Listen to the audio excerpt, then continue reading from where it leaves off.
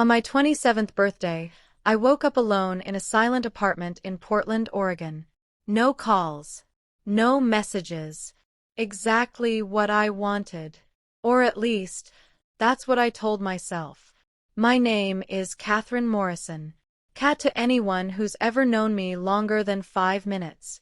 27 years old, barista at an indie coffee shop in the Pearl District, former psychology major who dropped out junior year.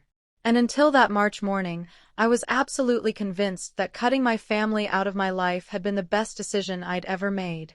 3 months earlier, during Thanksgiving dinner at my aunt's house in Salem, Oregon, I said things you can't take back. True things, but cruel. I called my mother a liar. I told my father he never really knew me. I told my Aunt Margaret that her perfection was a facade. And then I left. Grabbed my coat, my keys, and drove 3 hours back to Portland in pouring rain, with my phone exploding with calls I ignored, one by one, until I turned the damn thing off completely. In the months that followed, I changed my number. Blocked everyone on social media. Avoided places where I might run into them. Built a wall so high I couldn't see over it anymore. But it started long before that Thanksgiving. It started with small things. My mother forgetting to pick me up from school when I was 10. My father missing my high school graduation because of a work conference. Aunt Margaret constantly comparing me to my perfect cousin Jessica, who got into Harvard and married a doctor. It started with feeling like I was never quite enough. Never quite right. Always the problem child, the disappointment, the one who didn't fit the Morrison family mold. I tried. God, I tried. I got good grades. I went to college. I smiled at family gatherings and pretended everything was fine. But it wasn't fine. And somewhere around age 25, I stopped pretending. I started asking questions they didn't want to answer. Why did I look nothing like my father? Why were there no baby photos of me before 6 months old? Why did my mother get nervous whenever I mentioned genetics or family trees? They brushed me off. You're being paranoid. Stop making problems where there aren't any. Why can't you just be grateful for what you have? So I stopped asking, and I started pulling away. By the time Thanksgiving rolled around, I was already halfway out the door. That dinner was just the final push. My mother had made her famous green bean casserole. My father carved the turkey with surgical precision. Aunt Margaret held court at the head of the table, talking about Jessica's promotion and her new house in Lake Oswego. I sat there, fork in hand, listening to them perform this perfect family routine, and something inside me snapped. I want to know who I am. The table went silent. My mother's smile froze. You know who you are, sweetie. You're Catherine Morrison. No. I want to know the truth. About my birth. About why I don't look like anyone in this family. About why you all act so weird whenever I bring it up. My father set down the carving knife. Cat, this isn't the time. When I ask the time, Dad? Because I've been waiting 27 years for someone to be honest with me. Aunt Margaret dabbed her mouth with a napkin. You're being dramatic. And you're being evasive. All of you. My mother stood up, her chair scraping loudly. I think you should leave. Fine. I was planning to anyway. I grabbed my coat. My father reached for my arm, but I pulled away. Don't touch me. Don't call me. Don't act like we're a family when you can't even tell me the truth. I walked out into the cold November night, got in my car, and drove. The rain was coming down hard, the kind of Oregon rain that feels personal, like the sky itself is crying. I could barely see through the windshield, but I didn't care. I just needed to get away. My phone rang 17 times during that drive. I watched the screen light up with Mom, Dad, Aunt Margaret over and over until I finally powered it off. When I got back to Portland, I sat in my car outside my apartment building for an hour, engine off, watching the rain stream down the windows. I felt lighter. Free. Like I'd finally cut the rope that had been strangling me my entire life. But I also felt empty. Hollow. Like I'd amputated a part of myself, and now I had to figure out how to walk without it. Over the next 3 months, I built a new life. New phone number. New routines. I worked, I came home, I watched Netflix, I slept. I made small talk with coworkers, but never got close. I went on a few dates that went nowhere. I told myself I was fine. Better than fine. Independent. Self-sufficient. Free. But on the morning of my birthday, when I woke up to an empty apartment and a silent phone, the loneliness hit me like a freight train. I made coffee. Black, too strong, the way I'd been drinking it lately because caring about taste felt like too much effort. I sat at my small kitchen table and stared at my phone. Part of me had expected someone to reach out, to find my new number somehow, to wish me happy birthday despite everything. But there was nothing. Just the usual spam emails and a notification from Instagram about someone I barely knew posting a photo. I'm fine. This is what I wanted. To be left alone. Then the notification appeared. One new voicemail from Mom, recorded February 28, 11:47 p.m. 5 days before my birthday. 2 months after I'd blocked her number. My mother had managed to leave a message before the block fully kicked in. And for 2 months, that message had sat there, waiting, invisible, until some system glitch released it that morning. I stared at the notification for 15 minutes. My hand shook. My coffee went cold on the table. The weak dawn light of Portland filtered through the window of my tiny studio, illuminating the bare walls I still hadn't decorated because temporary had become permanent. I could delete it. Should delete it. But my fingers moved on their own. And then, my mother's voice filled the silence of my apartment. The voicemail played, and my mother's voice was weak, strained, nothing like the strong, controlled tone I'd known my whole life.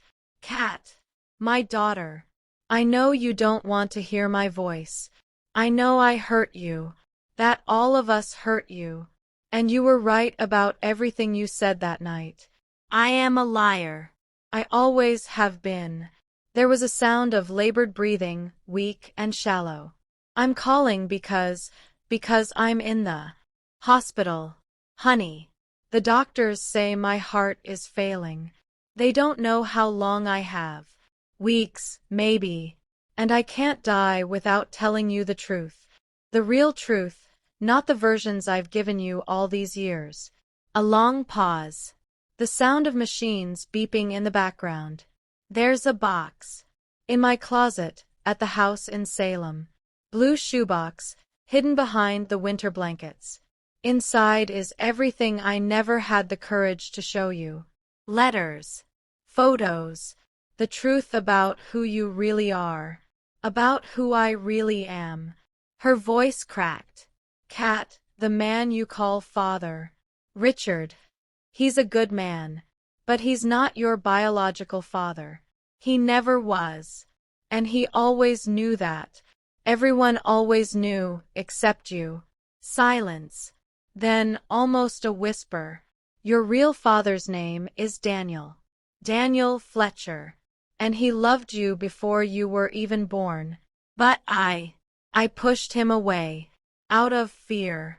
Out of shame. For so many wrong reasons that now seem so small compared to everything I've lost.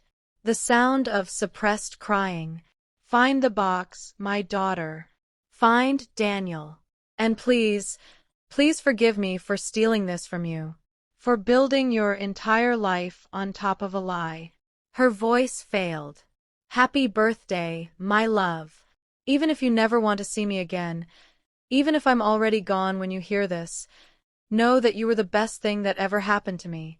And the biggest proof that I didn't deserve something so good. Beep. End of message. I listened to the message 3 times in a row. Then 5. Then I lost count. Every word was a bomb exploding everything I thought I knew about myself. Richard Morrison wasn't my father. There was a man named Daniel Fletcher who, apparently, was. My entire family knew. And no one ever told me. My mother was dying. Or maybe already dead. The message was almost 2 weeks old. I sat on the floor of my apartment, back against the cold wall, and for the first time in 3 months, I let the tears come. Not from sadness. Not yet. It was rage. Pure rage, burning in my throat like acid. They lied. All of them. For 27 years. And now my mother wanted forgiveness? Wanted me to find this magic box of secrets and just, what? Accept it. Understand? I had spent 3 months building a life without them. 3 months learning to breathe without the weight of expectations, lies, masks that everyone wore. And now, with one voicemail recorded at 11 at night by a woman with a failing heart, everything was crumbling again. I looked out the window.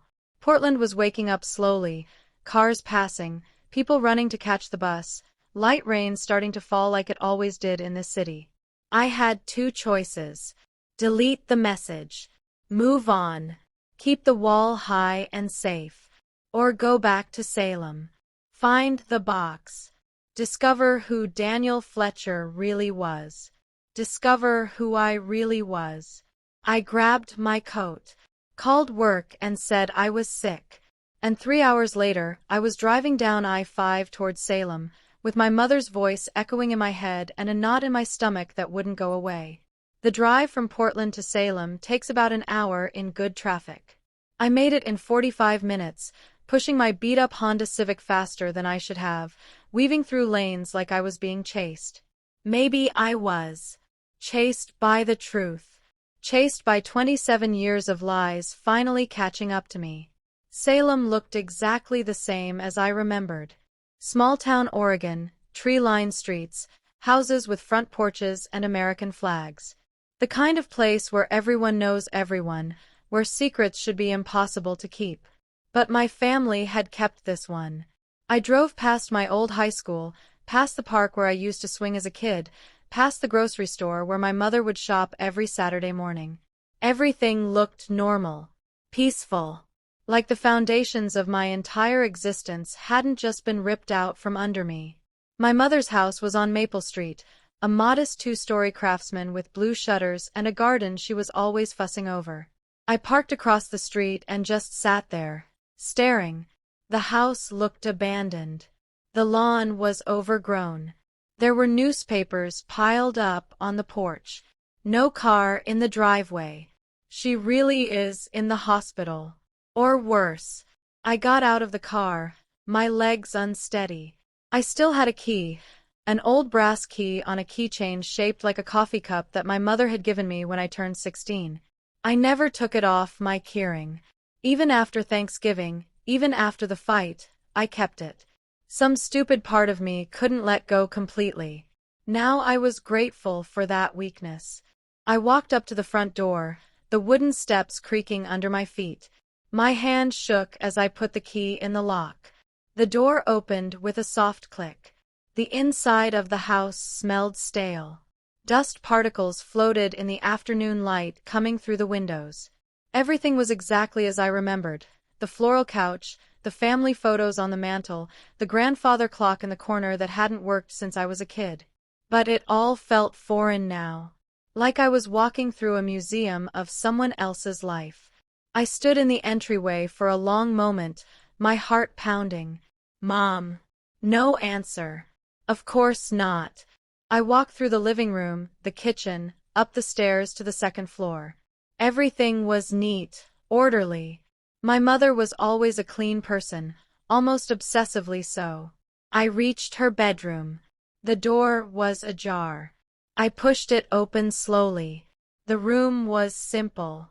Queen bed with a faded quilt, a dresser, a closet with sliding doors. On the nightstand, a framed photo of me at my college graduation, the one event my father had missed. I looked at that photo for a long time.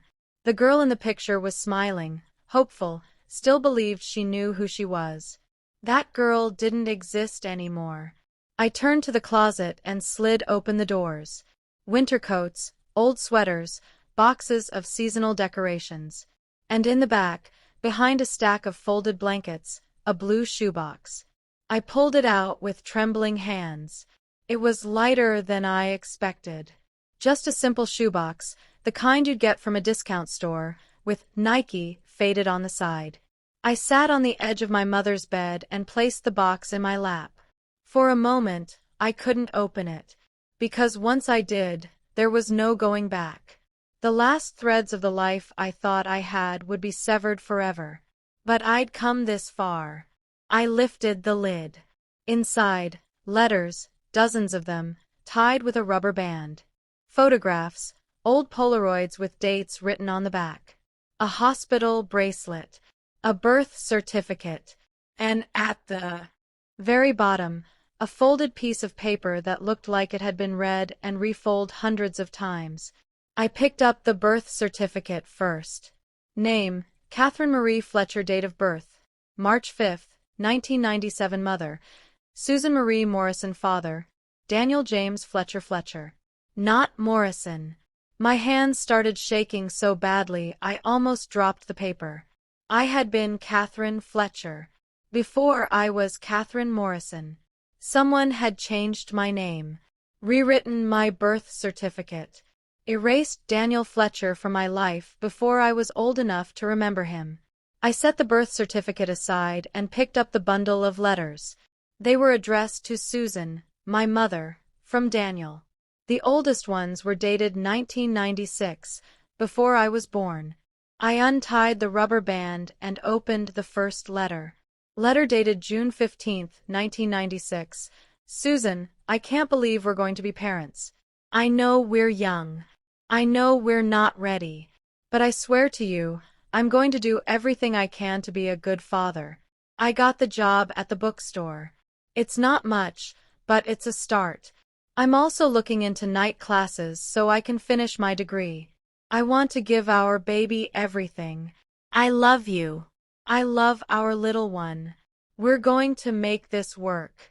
Daniel, I read letter after letter. They told a story I'd never heard. Daniel and my mother had been together in college. They were young, broke, in love. When my mother got pregnant, Daniel was terrified but committed. He wanted to marry her, wanted to build a life together. But my mother's parents, my grandparents, who died before I was born, were furious. They were strict, religious, traditional. An unplanned pregnancy was shameful. Daniel was not the right kind of man. Too poor, too unfocused, not good enough for their daughter. They pressured my mother to break up with Daniel, to give me up for adoption, to fix her mistake. My mother refused to give me up.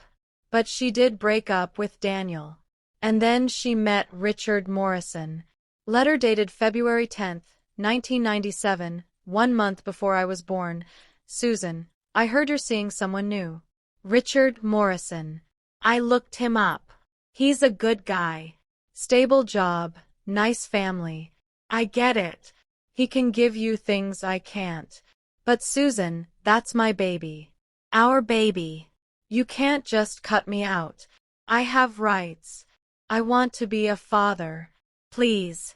Let me be part of her life. Even if you don't want to be with me, let me know my daughter. Daniel. Susan, I went to the hospital. They wouldn't let me see you. They said you'd given instructions that I wasn't allowed. I saw her through the nursery window. She's beautiful. She has your nose. I stood there for 2 hours, just watching her sleep.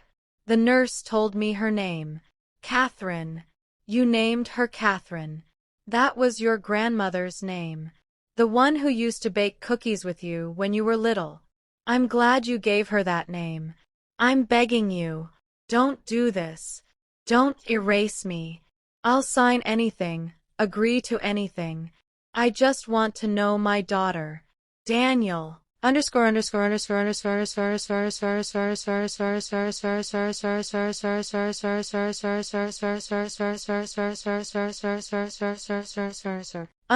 underscore underscore underscore underscore, but he never did. Because my mother married Richard Morrison 3 months after I was born. Richard legally adopted me. My birth certificate was amended. Daniel Fletcher became a ghost.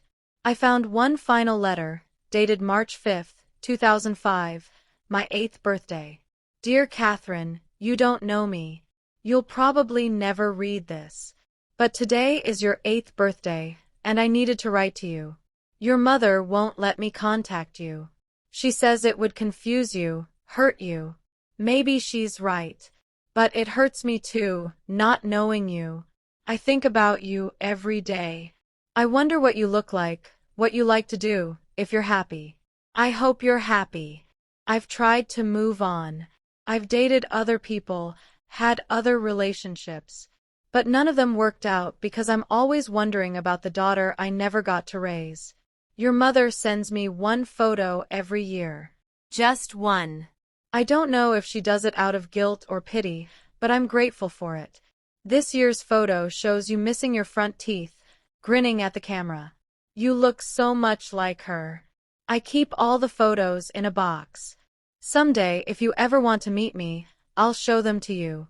I'll tell you that I never stopped loving you, that I fought for you as hard as I could.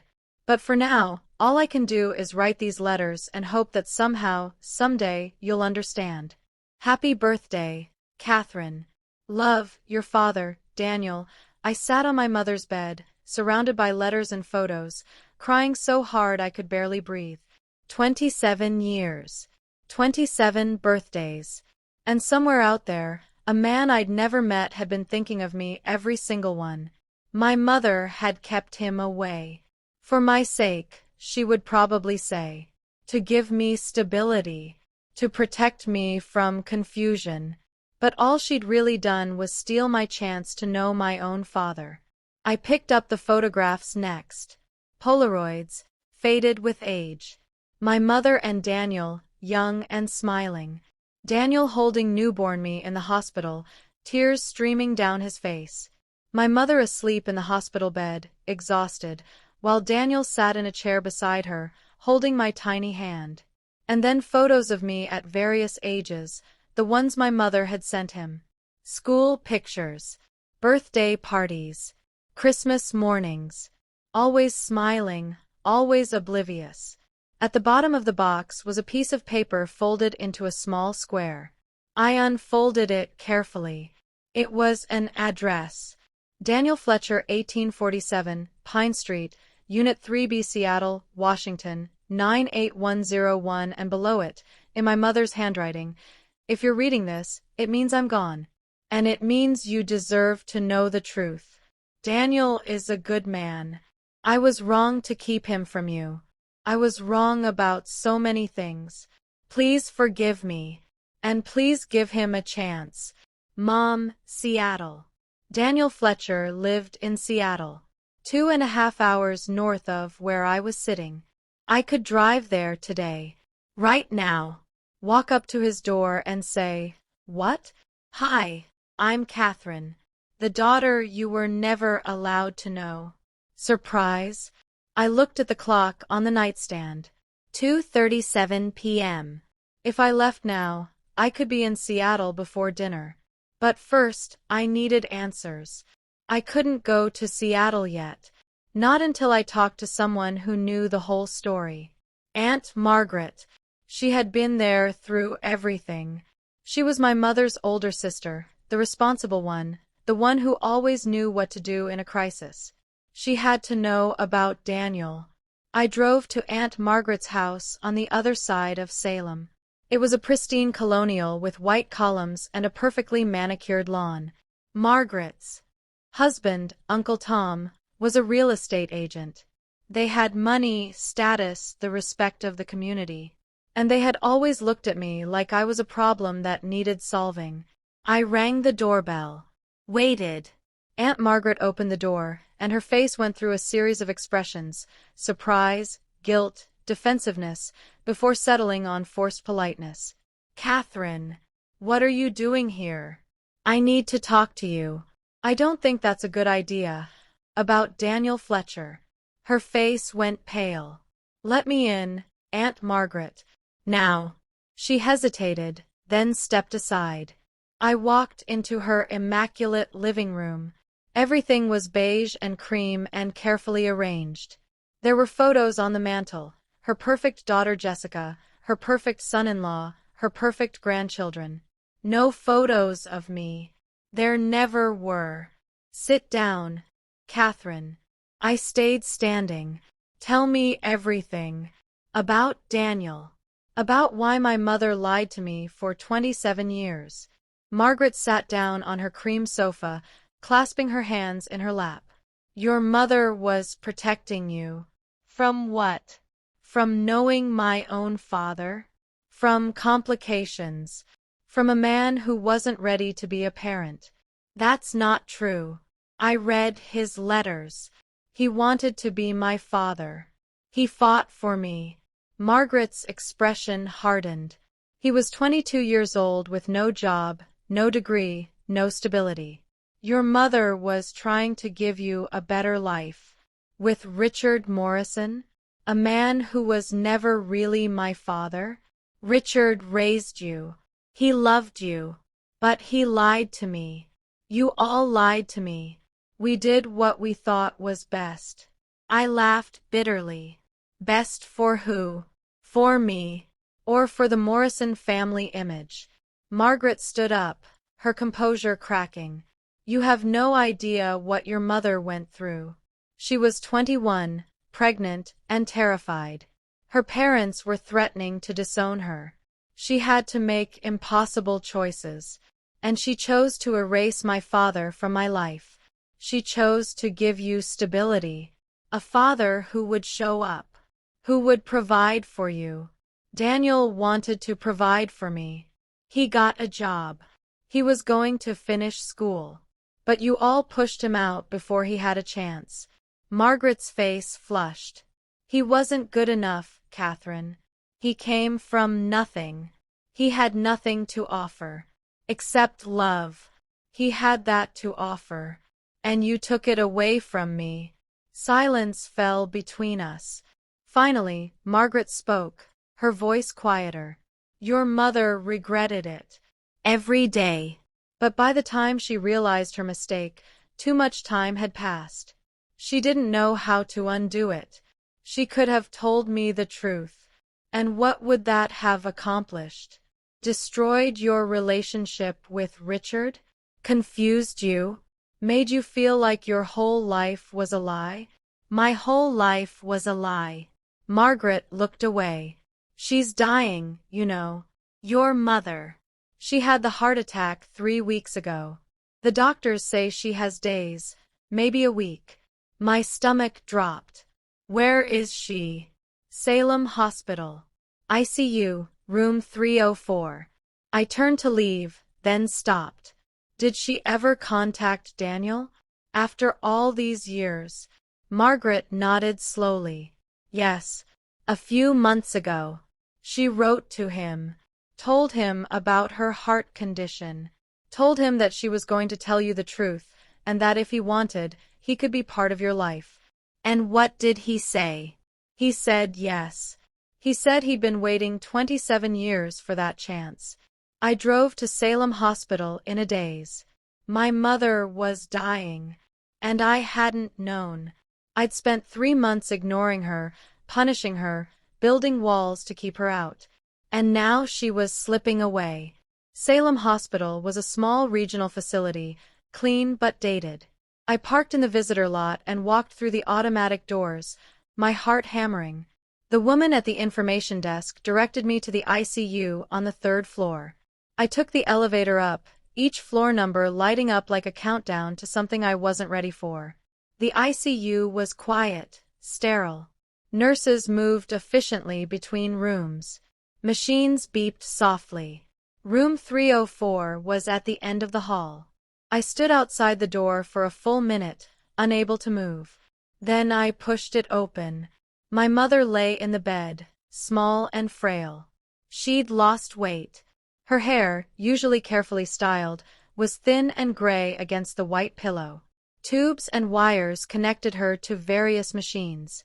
She looked nothing like the strong, controlled woman who had raised me. Mom. Her eyes fluttered open. For a moment, she didn't seem to recognize me. Then clarity came, and tears filled her eyes. Kat, you came. I crossed the room and sat in the chair beside her bed. I got your voicemail. This morning. She tried to smile. I wasn't sure you'd listen to it. I almost didn't. But you did. And you found the box? I nodded. Why didn't you tell me? All these years. Her voice was weak, each word an effort. I was ashamed. Afraid. I thought I was protecting you. But I was really just protecting myself. From having to admit that I made terrible choices. You kept my father away from me. I know. And I can never undo that.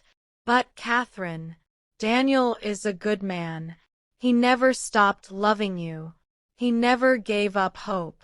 Why did you push him away? My mother closed her eyes. I was young and stupid and scared. My parents told me he would ruin my life, that I'd end up poor and struggling. They introduced me to Richard, stable, successful Richard. They said he could give us both a better life. And you believed them. I wanted to believe them, because the alternative was terrifying. Being a single mother with no support, no money. I told myself I was doing the right thing for you. But you weren't. No, I wasn't. She reached for my hand. I hesitated, then took it. Her skin was paper-thin, cold. I wrote to Daniel. Months ago. I told him I was sick. Told him I was finally going to tell you the truth. I asked if he'd want to meet you. What did he say? He said yes. Immediately. He said he'd been waiting his whole life for that chance. Tears ran down my mother's cheeks. I robbed you both of so much time. I can't fix that. But maybe it's not too late for you to know him. Where is he? Seattle. I have his address. It's in the box. I found it. My mother squeezed my hand weakly. Go to him, Catherine. Meet your father.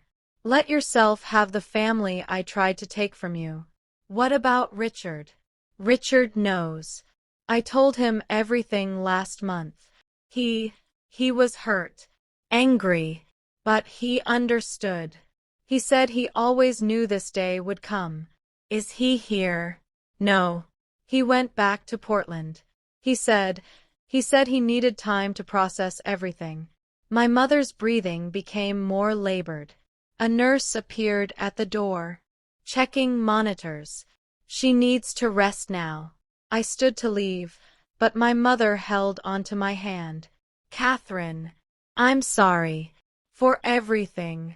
I know I don't deserve your forgiveness, but I hope you'll find it anyway.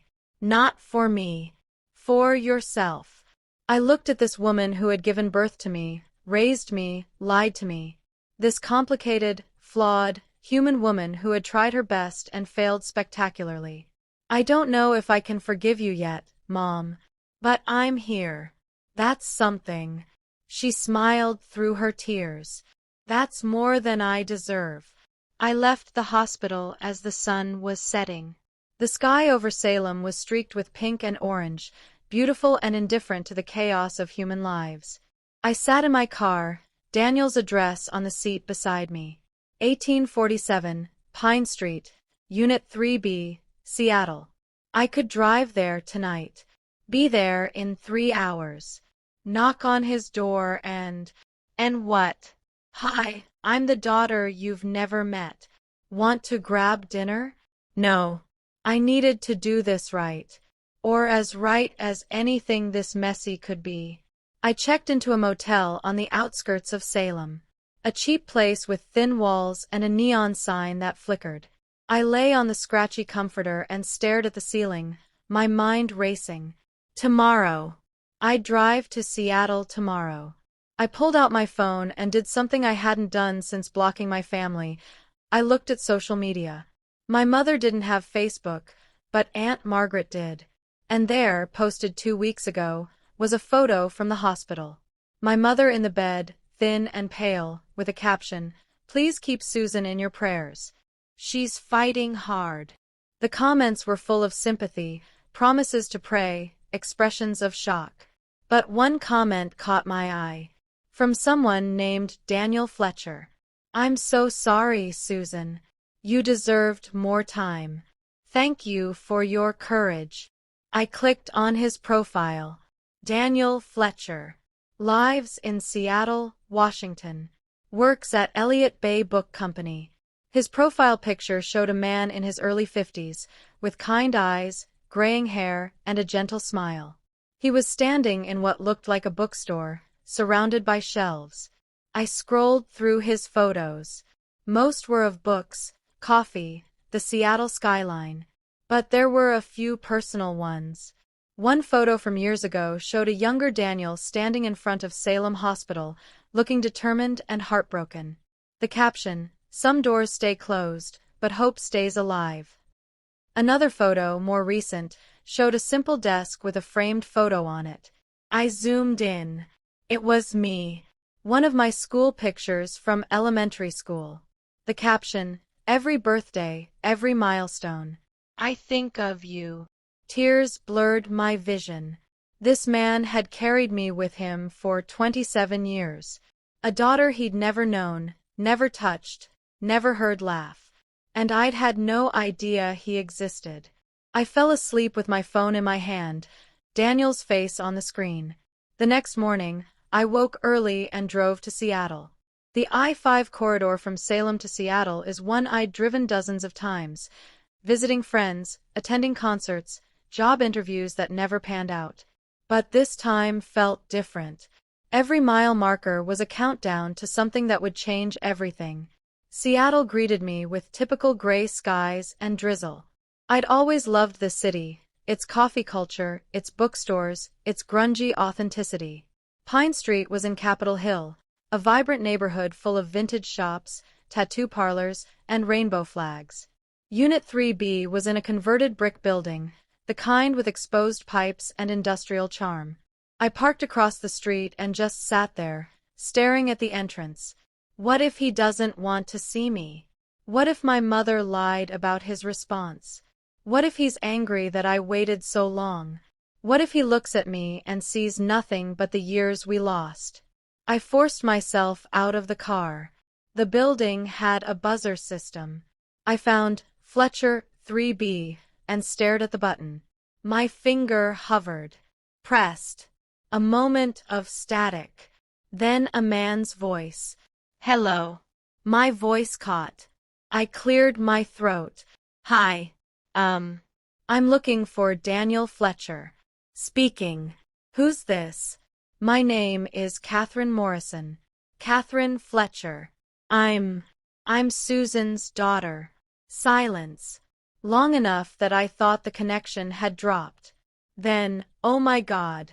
Catherine." "Yes. Stay right there. I'm coming down." The intercom clicked off. 30 seconds later, the door opened. And there he was. Daniel Fletcher. My father. He was taller than I expected, maybe 6 feet. The gray hair from his profile photo looked the same, slightly messy, like he'd just run his hands through it. He wore jeans and a flannel shirt, glasses perched on his nose. But it was his eyes that stopped me. Green eyes. My eyes. We stared at each other. "Catherine." His voice cracked on my name. "Hi." Such an inadequate word for this moment. But it was all I had. He took a step forward, then stopped, like he was afraid I'd bolt. "I can't believe you're here. I've imagined this moment for 27 years, and now I don't know what to say." "Me neither. Do you want to come up? I'll make coffee. Or tea. Or we could just talk. Out here. Whatever you're comfortable with. Coffee would be good." He smiled. Just like in the photos. Gentle. Kind. I make terrible coffee. But I have a really nice espresso machine I have no idea how to use. I laughed despite myself. I'm a barista. I can help. That broke the tension. He grinned. Of course you are. Your mother told me you worked at a coffee shop in Portland. She said you made the best lattes she'd ever had. She said that in one of her letters. She was so proud of you, Catherine. She talked about you all the time. We took the elevator up to the third floor. Daniel's apartment was small but cozy. Books everywhere, on shelves, in stacks on the floor, piled on the coffee table.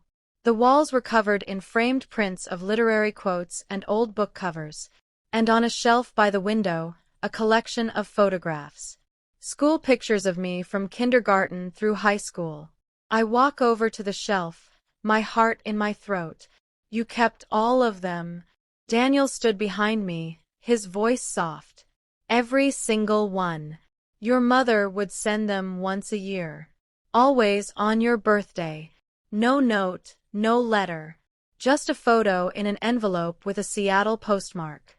Even after everything. Even after everything. I picked up a frame.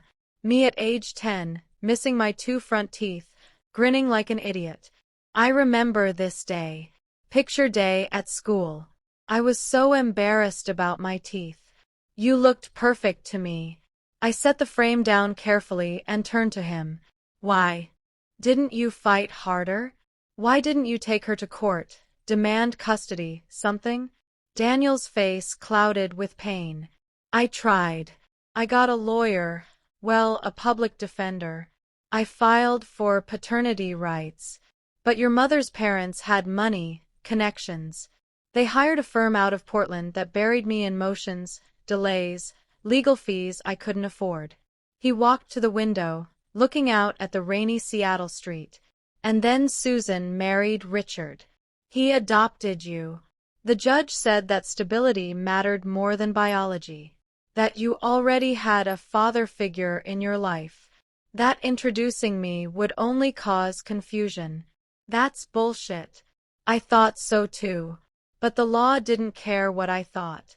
He turned back to me. So I did the only thing I could. I wrote letters. I sent birthday cards to Susan's address, knowing she probably threw them away. I kept every photo she sent. And I waited. For what? For you. For the day you'd want to know me.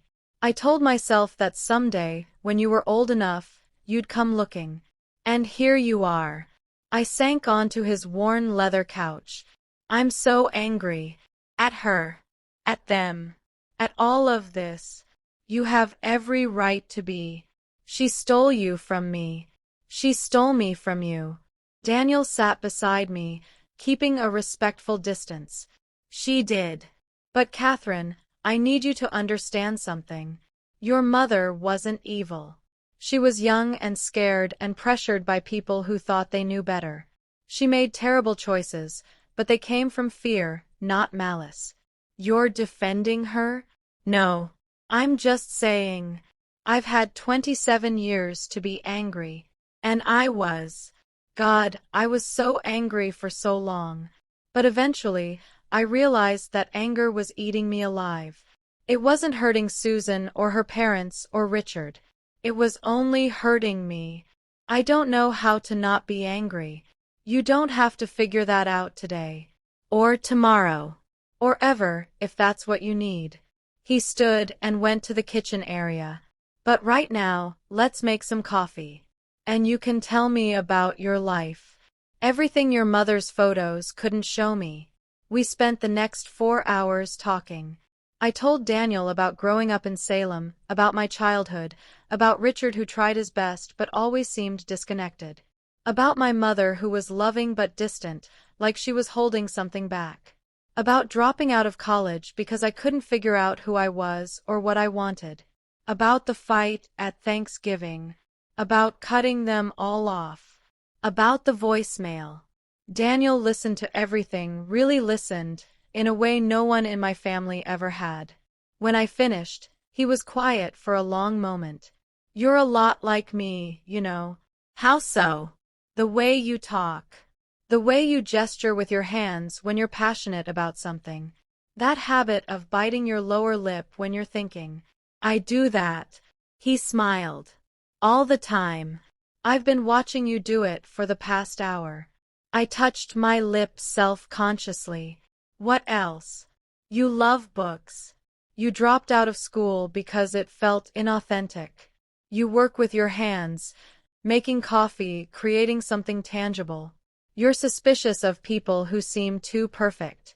He gestured around his apartment. I own a bookstore. Well, I manage one. I dropped out of college twice before finally getting my degree at 30. I make coffee for a living, just in a different way. And I've never trusted people who have all the answers. We're actually related. He laughed. Biologically and temperamentally, it seems. There was a comfortable silence. Then Daniel's expression grew more serious. Catherine, I need to ask you something. And please, be honest. Do you want me in your life? Because if this was just about getting answers, about understanding your past, I completely understand. I don't have any expectations. I looked at this man, this stranger who somehow felt familiar, who had kept my photos for 27 years, who had never stopped hoping. I don't know what I want yet. This is all happening so fast. But I know I don't want to walk away and never see you again. That's enough for me. More than enough. My phone buzzed. A text from Aunt Margaret. Your mother is asking for you. Please come soon. She doesn't have much time. I showed Daniel the message. His face fell. Go. Be with her. Come with me. He looked startled. Catherine, I don't think that's a good idea. Susan and I haven't seen each other in person since you were born. She wrote to you. She asked you to be part of my life. Maybe she wants to see you too. To apologize in person. Daniel stood, pacing. I don't know if I can face her. Please. I don't want to do this alone.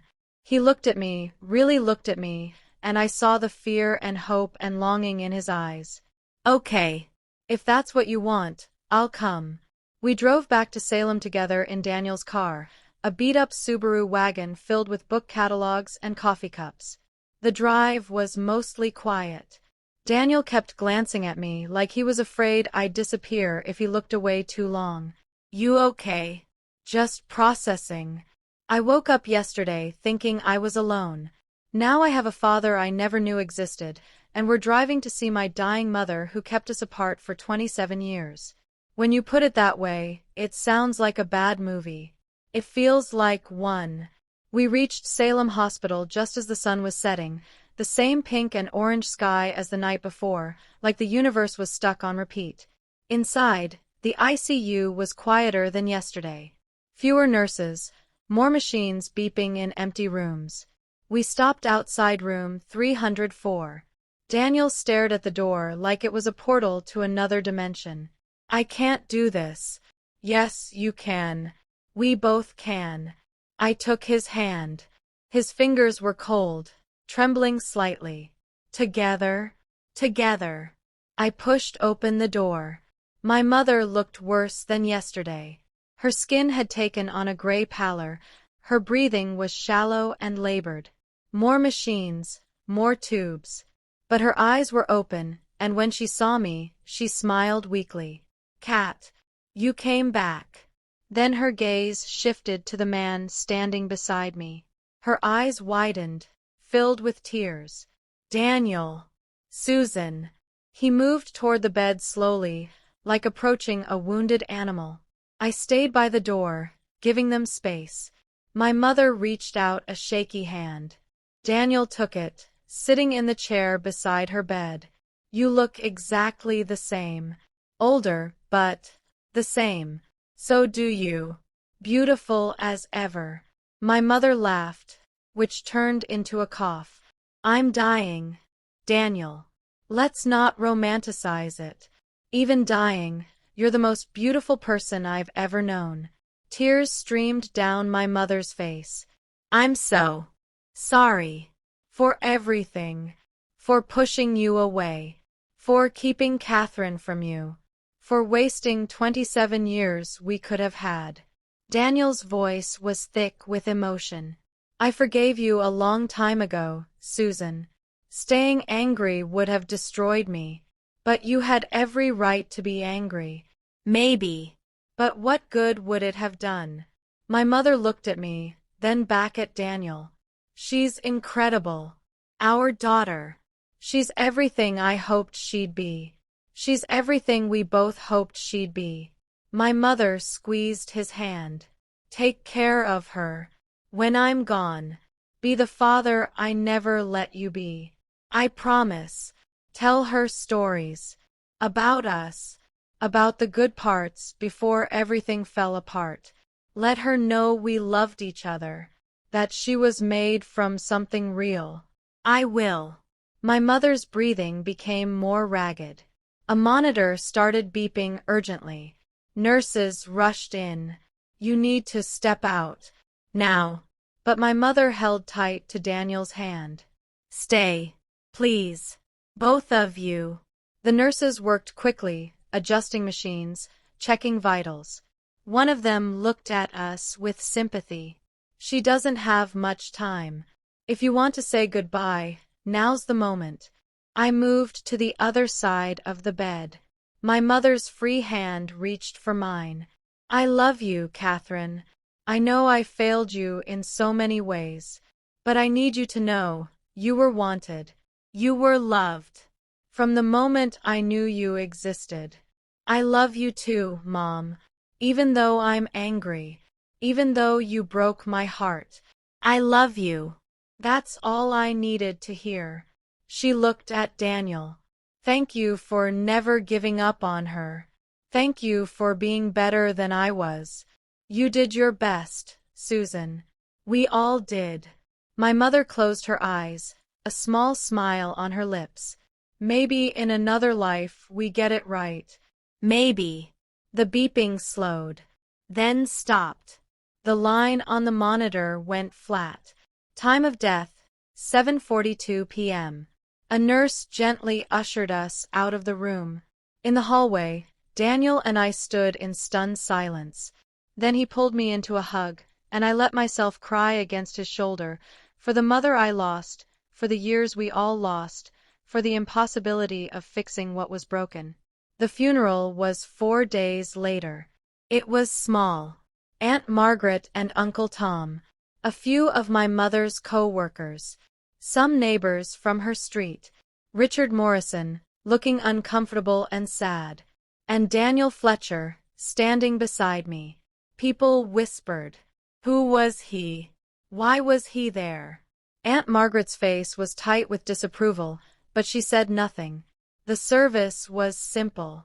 A minister who didn't really know my mother said generic things about heaven and peace. People shared polite memories. Then it was my turn to speak. I stood at the podium, looking out at the small gathering. My mother was complicated. She made choices that hurt people. She kept secrets that should have been told. She wasn't perfect. I paused. But she loved fiercely. She sacrificed everything to give me what she thought was a good life. And in the end, she found the courage to tell the truth. I looked at Daniel. She gave me back something she took away. And for that, I'm grateful. After the service, we gathered at Aunt Margaret's house. She'd laid out a spread of sandwiches and cookies that no one touched. Richard approached me, holding a glass of water like he didn't know what else to do with his hands. Catherine, I'm glad you came. I'm sorry, Richard, for what I said at Thanksgiving. You didn't deserve that. I understood. You were angry, and you had every right to be. Did you always know about Daniel? He nodded slowly. Your mother told me before we got married. She said she had a daughter from a previous relationship, that the father wasn't in the picture. She asked if I could accept that. And you said yes. I loved her. And I wanted to love you. I tried to be a good father. You were. You are. This doesn't change that. But I should have told you the truth. We all should have. He glanced at Daniel, who was across the room talking quietly with one of my mother's co-workers. He seems like a good man. He is. Richard smiled sadly. Then I'm glad you found each other. Your mother would have wanted that. Later, after most people had left, Aunt Margaret cornered me in the kitchen. I suppose you're going to run off to Seattle now. Play happy family with him. His name is Daniel. And yes, I'm going to get to know my father. He's a stranger, Catherine. So was Richard when my mother married him. But you all had no problem with that. That was different. How? How is it different? Margaret's composure cracked. Because we were trying to protect you. From instability, from a man who couldn't provide, from a life of struggle. You were trying to protect the family image. Admit it. She looked away. Maybe both things were true. I'm not asking for your approval, Aunt Margaret. I'm done asking for anyone's approval. I'm just telling you, Daniel is my father, and he's going to be in my life. And what about us? Your family here? I don't know yet. I need time. Margaret nodded stiffly. I understand. But as I left, she called after me. Catherine, your mother really did love you. In her own flawed, complicated way. I know. 2 weeks after my mother's funeral, I packed up her house. Daniel helped me. We sorted through decades of belongings, clothes, books, dishes, memories. We found more letters, more photos, more evidence of a life lived in the shadow of a secret. In her bedroom closet, behind winter coats, I found a journal. I sat on the floor and read it while Daniel packed boxes in the living room. The entries spanned 30 years. My mother's handwriting evolved from the loopy script of a young woman to the tight, controlled letters of someone carrying a heavy burden. I held her for the first time today. Catherine Marie. She's perfect. 10 fingers, 10 toes, a full head of dark hair. She looks like Daniel. Same nose, same chin. Every time I look at her, I see him. Daniel came to the hospital. They wouldn't let him in, but I saw him through the window, standing in the hallway, crying. My heart broke watching him. But I can't go back. I made my choice. I'm doing this for her. I have to believe that.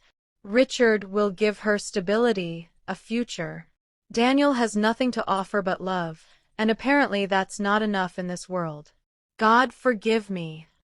Catherine turned 8 today. Richard took her to the zoo. She came home with a stuffed elephant she named Peanut. She was so happy. I sent Daniel a photo like I do every year. I don't know why I keep doing it. Punishment, maybe. Or hope that someday things will be different. She asked me today why she doesn't have any cousins or aunts from my side. I told her my parents died before she was born, which is true. But I didn't tell her about the man who should have been at every birthday party. I'm a coward. Catherine walked out tonight. She said terrible things, true things. She called me a liar. She is right. I've been carrying this secret for so long it's become part of me. I don't know who I am without it anymore. My heart has been bothering me. Chest pains, shortness of breath. The doctor says it's stress. I think it's guilt finally manifesting physically. I need to tell her. Before it's too late. Before I die with this weight still on my chest. I'm in the hospital. Heart attack. The doctor says I was lucky, but I don't feel lucky. I feel like time is running out. I wrote to Daniel last month. Told him everything. Asked if he would want to meet Catherine if I told her the truth. He said yes without hesitation. 27 years, and he still wants to know his daughter. I recorded a voicemail for Catherine tonight. The nurses think I'm sleeping, but I can't sleep. I might not have another chance. I told her about the box, about Daniel, about everything I should have told her years ago. I don't know if she'll ever hear it. I don't know if she'll forgive me. But I have to try. Even if it's 27 years too late, I have to try. I closed the journal and just sat there, crying quietly. Daniel appeared in the doorway. You okay? I don't know. I found her journal. She was carrying this guilt her entire life. Can I? I handed him the journal. He read the entries I'd marked, his face showing every emotion, pain, sadness, understanding. She was trying, in her own broken way. I know. And I think I need to forgive her. Not for her sake, she's gone, but for mine. That's wise. I stood up, brushing off my jeans. I've been thinking about what I want to do, where I want to live, and I want to move to Seattle. Be close to you, get to know you properly, build the relationship we should have had. Daniel's face lit up. Really? If that's okay with you. I don't want to intrude on your life. You could never intrude. Catherine, I've been waiting for this since the day you were born. Then it's settled. I'll give notice at my job in Portland. Find an apartment in Seattle. Start over.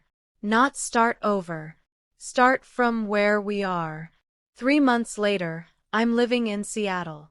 I found a small apartment in Capitol Hill, 2 blocks from Daniel's place. I got a job at a bookstore coffee shop, combining both of our passions. Daniel and I have dinner together twice a week. Sometimes we talk about deep things, family, loss, forgiveness. Sometimes we just watch movies or walk around Pike Place Market. I'm learning who he is, and who I am when I'm with him. I look like him. I laugh like him. I have his habit of dog-earing book pages and his love of terrible puns. But I also have my mother's stubbornness, her fierce loyalty, her tendency to bottle things up until they explode. I'm a combination of both of them. And for the first time in my life, I'm okay with that. Richard calls sometimes. We're rebuilding our relationship slowly. He'll always be Dad in some ways, the man who taught me to ride a bike, who helped with my homework, who showed up. But Daniel is my father. The one I was supposed to have all along. Aunt Margaret and I don't talk much. Maybe someday. Maybe not. I'm learning that you don't have to forgive everyone. Some wounds take longer to heal. On what would have been my mother's 53rd birthday, Daniel and I drive to the coast. We scatter her ashes at Cape Lookout, a place she loved when she was young. The wind carries them out over the Pacific, free at last from the weight of secrets. We stand on the cliff, watching the sunset turn the ocean gold. Thank you. For what? For giving me a chance. For not being angry that I didn't find you sooner. Catherine, you were a child. None of this was your fault. And even if you'd never found me, even if I'd never gotten to meet you, you still would have been my daughter. You always were. I lean against him, and he puts his arm around my shoulders. She did one thing right, you know. What's that? She left that voicemail. She gave you the box. She made sure we'd find each other eventually. Better late than never. Much better late than never. We stay until the sun disappears completely, leaving only stars and the sound of waves. On the drive back to Seattle, I think about family. About the one I was born into, the one I thought I had, and the one I'm building now. Family isn't just blood. It's not just shared DNA or last names or legal documents. It's the people who show up, who wait for you, who choose you even when choosing you is hard. My mother chose wrong for a long time, but in the end, she chose right. She chose truth over comfort. She chose my future over her pride. And Daniel chose me. Every single day for 27 years. Without knowing me, without touching me, without hearing my voice, he chose me. That's what family is. Not perfect. Not without pain. But chosen. Deliberate. Real. I was ready to cut off my family, until I found the voicemail she recorded on my birthday. And in that voicemail, in my mother's broken, dying voice, I found the truth that set me free. I am Catherine Fletcher Morrison, daughter of Susan and Daniel, raised by Richard, loved by all of them in their imperfect, complicated ways. And for the first time in 27 years, I know exactly who I am. This story is dedicated to everyone searching for where they belong, to the families torn apart by secrets, to the fathers kept from their children, to the mothers who carry impossible guilt. You are not your past. You are not the lies told about you. You are not the choices other people made. You are who you choose to become. And it's never too late to start.